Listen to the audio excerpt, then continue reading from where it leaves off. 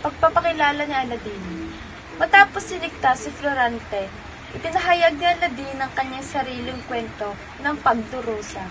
Aladdin, katulad mo ko man ay biktima ng tadhana, iniwan ng aking amang si Sultan Adlad ang lahat ng aking dangal, pati ang aking iniibig na si Lereda. Scene 2. Ang pagdurusa ni Aladdin. Napalaban si Aladdin laban sa kanyang sariling ama at nawalan ng lahat. Wala kang karapatan, Aladdin. Si Florida ay magiging akin.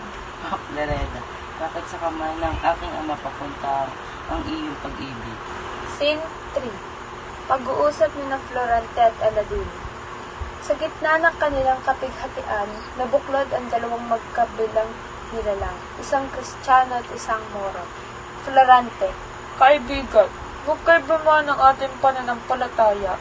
Iisa ang ating sakitang pag-ibig. Tunay, Florante, sa ating pagkaibigan, baka dito natin matatagpuan. Scene 4. Pagbabalik ni Laura. Samantala, si Laura naman ay patuloy nagdurusa sa piling ni Adolfo. Florante, saan ka na? Hanggang kailan ko titisin ang kamay ng traidor? Laura, limutin mo na si Florante.